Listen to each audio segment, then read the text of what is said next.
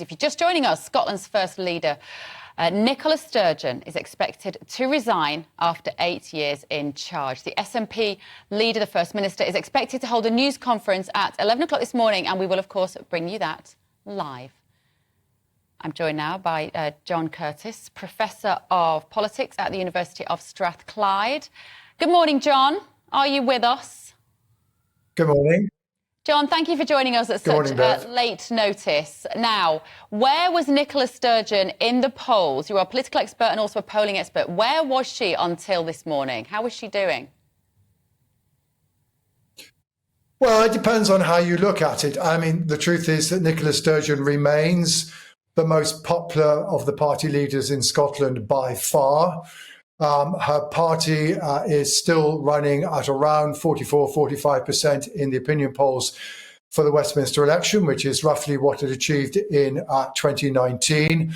And to that extent, at least, one might wonder why she would want to resign.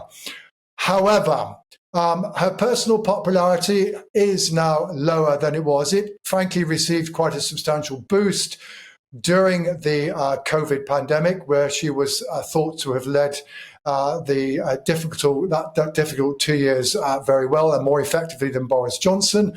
But that has been gradually in decline. And she's been in a position where now kind of roughly half the country thinks she's doing okay, but the other half don't. But as compared with recent standards, not so good. But I suspect in the end that the reasons for her resignation won't lie so much in her personal popularity, whatever, but the fact that it was becoming clear that she was struggling to continue to maintain control over the strategic direction of her party on the issue of independence. Now, of course, when the Supreme Court said in November that the Scottish Parliament could not hold an independence referendum on its own volition, then Nicola Sturgeon was forced to say, well, she was going to pursue her plan B. And her plan B was the idea of holding, regarding the next UK general election, as a de facto referendum. In other words, if over half of Scots were to vote for the SNP, she would regard that as a mandate to negotiate for independence.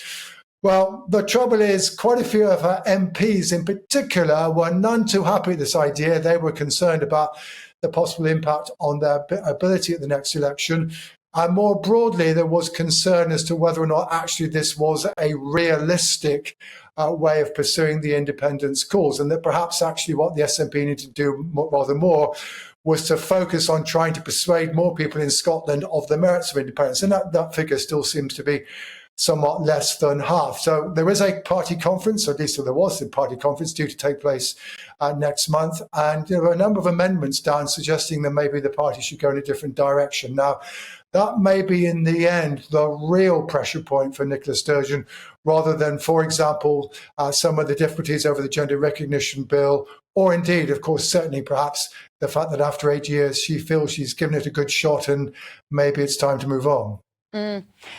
John, what will happen now? If in 20 minutes' time, as we're expecting, she announces her resignation, what will be the next steps? Well, if she were to resign as First Minister today, a successor will have to be appointed within 28 days, or the Scottish Parliament is automatically dissolved. So if she were to do that, there will be a very tight pressure on her party to come to decisions soon. It's therefore, I think, more likely that she will announce that she intends to resign once her party has come up with a successor as leader, which, much the same way as Boris Johnson did back at the beginning of July. But that will therefore mean that there is then an internal election inside the SNP. I doubt there'll be a coronation. There isn't an obvious successor. And I think what we can expect during that election is a debate about how the SNP should be trying to pursue its strategic goal of independence. And to that extent, at least, the SNP perhaps is going to spend a lot of time talking to itself in the next few weeks, rather than to the wider public. And I think probably the opposition parties will regard that as good news for them. And the Labour Party in particular, of course, who has its conference in Scotland this weekend, we're hoping that perhaps they can persuade rather more voters than they have done so far, who are currently supporting the SNP, that perhaps they should back Labour instead. So you would expect, Sir John, that she would probably still be leader de facto leader at the party conference next month. Well, I think there must now be a question mark as to whether or not that conference goes ahead. Right. It's my immediate reaction to it, but we will have to see. I mean, of course, if she were to resign straight away today as First Minister, then frankly, a new person would have to be in place by the time of that conference anyway. Can you see any situation under which she would resign today? If there is anything that is a little more scurrilous in the background, we've got Tom Harwood going to be back in the studio in just a moment to let us know whether there is any perhaps truth to these rumours about missing party funds. Is that the circumstances under which she might resign today? Well, there have been stories about the way in which funds that were meant to be used in order to promote the cause of independence got used in order to promote the SNP's cause, although it's claimed that money's been repaid.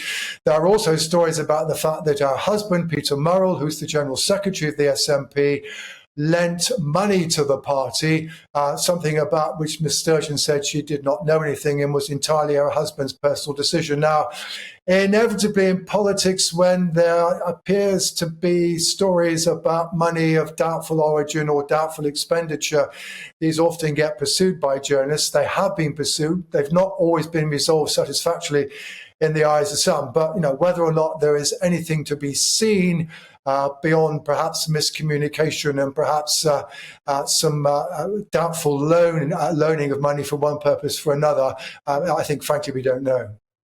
I'm looking on Twitter at the moment to see whether, for instance, the leader of the Scottish Conservatives, Douglas Ross, MSP, has made a statement yet. He hasn't. But would this come as good news to somebody like Douglas Ross? Yes, the honest truth is that Nicola Sturgeon is by far and away the most effective politician that the SNP have at the moment. There isn't an obvious successor. There isn't anybody who has clear popularity with the electorate. They have some solid performers. John Swinney who is the Deputy First Minister, is a solid performer, but he's already tried being leader of the SNP and wasn't very successful. There's been a lot of discussion that Kate Forbes, the Finance Secretary, would be the person who would ultimately succeed Nicola Sturgeon, but she's still on maternity leave, and this doesn't exactly come at the ideal time personally for her. And she's certainly got to demonstrate that she's got an ability to talk to the wider public as opposed to impress Hollywood insiders. And beyond that, frankly, it's not entirely clear. I think many people would say that the group of people who are currently inside the Scottish Cabinet, person for person, don't contain the same degree of calibre that Alex Salmond had in his cabinet before 2014. That was a group of unusually talented people that I don't think can necessarily be said about the current SNP front bench. You're going to be a man in demand today, Sir John. That's your mobile phone ringing in the background. Just one last question then.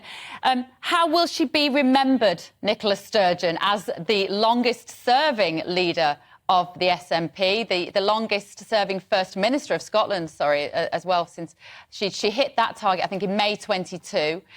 How will she be remembered?